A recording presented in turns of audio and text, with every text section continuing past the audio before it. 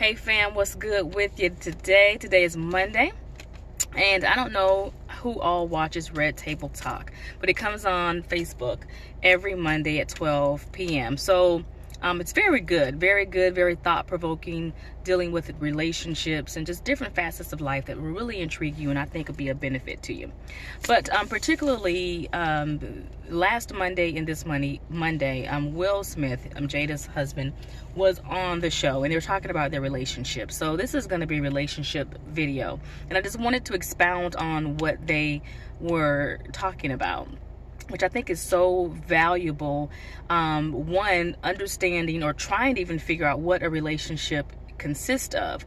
We have a definition of relationships from growing up, our own experiences, trial and error, and but I think the biggest thing was having expectations of people and what that really does in a relationship. When you have expectations of another person, sometimes your expectations may not be fair.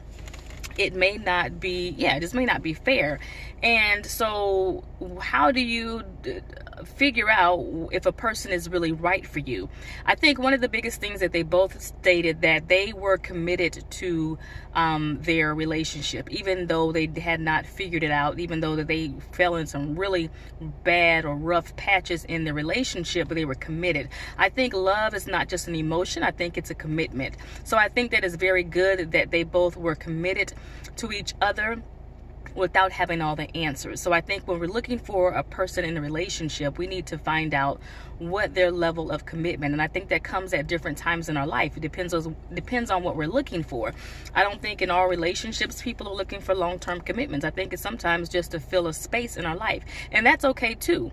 But I think each person has a right to know what they're getting into or how long they're getting into it. So in this case, they were pretty much ride or die for each other. But just because you're ride or die does not mean that you're going to have this great relationship. So what it all boiled down to, I think Will was really great in expressing where he fell short in the relationship. Even though he was doing all of these things to make her happy, at the end of the day, through her telling him and through their daughter expressing different things in her own innocence, and just sometimes through life, we don't always get it when people tell us things, but we should pay attention. Especially if we're committed, we need to be open to hear other people's ideal of what we see rather than what they think they're doing.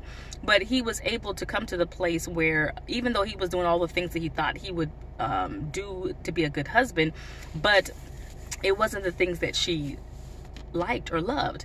He was building and ultimately he described it as he was building a life that he loved, rather than, and he thought that he was going to include her in that, and that was going to make her happy, but ultimately it was about him. And I think about Dr. Gary Chapman. I don't know if you ever read the book, but it's a great book about love languages. And what he was really describing is that we all have different love languages, and he was really living his love language. He was giving to her what he wanted for himself. I don't think he was doing it maliciously. I think we all fall into that, where we give to other people what we think that what we would like to have, but that's not the other person's love language. So now we have to kind of change or redefine what we believe relationships are about, because it's about the other person to some degree. There's a balance. But finding out what their love language is, and that really doesn't have to be a mystery. Just communicate to them, ask them what their love language is. I mean, Gary Chapman has a quiz, and it will tell you basically what each other's love language is. And I think we have to find that very important in a relationship, to keep that relationship stimulated and to keep it to a point where you both feel like you're a partnership in the relationship. But I think there's also a balance to that. We also have to balance it with, you can't give yourself to another person to make them feel good without the risk of losing yourself. So we have to balance that out. Yes, you want to be with a partner. You want to be ride or die with that person. You want to be able to experience life with that person, to laugh, to enjoy each other, to feel like you can be yourself with that person, be vulnerable, and still know that they have love for you. But at the same time, when or how do you balance that your love language, first of all, is for you to know what your love languages are, and for you to fulfill your own love languages in areas that you cannot depend upon a person to be everything for you, to be every love language for you. That's not their responsibility. So here's where the balance comes in. How do you kind of balance between what you expect of that partner and what you should expect of yourself, to cause yourself to be stimulated because of who you are, and then allow other facets of life to feel that love language. Not every person, not that one person's going to fulfill everything. I have certain friends, and certain friends, there are strengths to every friendship. Not all friendships are the same. Not that you use the person for one thing or another, but you rely on the strength of that person, and you're drawing from that relationship, and it should be vice versa. But not all relationships are the same, neither should they be compared.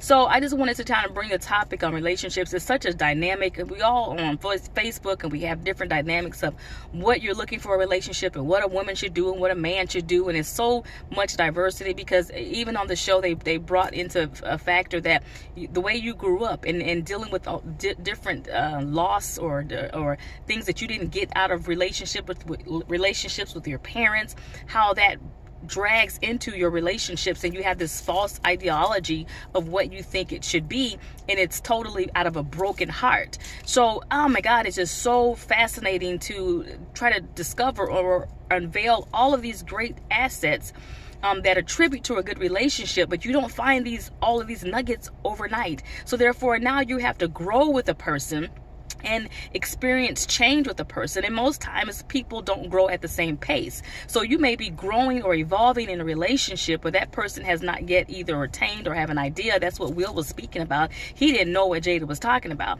He didn't know that he was doing anything wrong. He was trying to refute what she was saying, but eventually he did come to a place of growth. But how long did she have to wait, or not necessarily wait, but how long do you have to be in a relationship with a person where you don't feel like you are in sync with one another? But that's what really unconditional love is really about, and that's why unconditional love is pretty much the highest love, and that comes with growth, maturity, hurt, getting back up again and trying it. But when you're ride or die with a person, you can't just give up on when somebody's not doing what you seemingly think they should be doing right. There's lots of years that can transpire between each other's expectations, where needs are not being met the way that you feel like you need them to be met.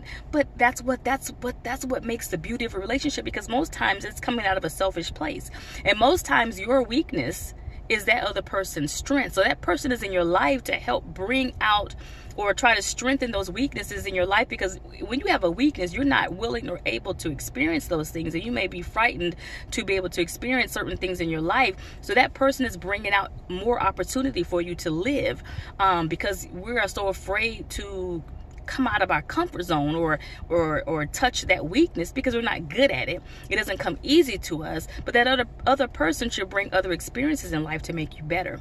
So there's another balance in life, to know that that person is different from you, and that's the reason why you're together, is to kind of culminate each other, that you would kind of strengthen each other's weaknesses, and then, man, you can build a life together and you can grow together. And then the other complexity or diversity in it is that now you can help other people find that diversity is good, and find that maturity in a relationship where they too can grow and be taught in the relationship, and they can too teach their children.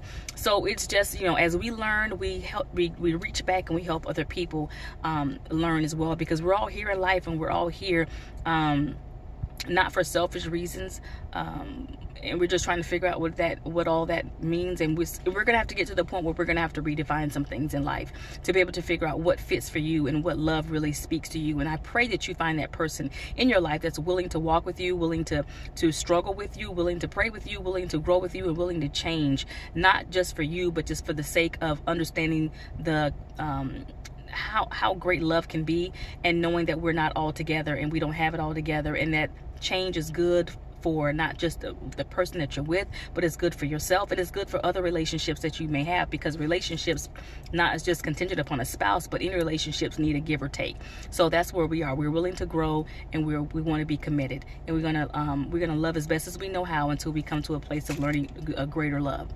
Okay, so hopefully I didn't talk too fast, but I was just really intrigued and inspired by this topic. So hopefully that you can find some nuggets in this, and that you can go and do what you need to do to make your relationships better. Okay, I'll see you later. Bye.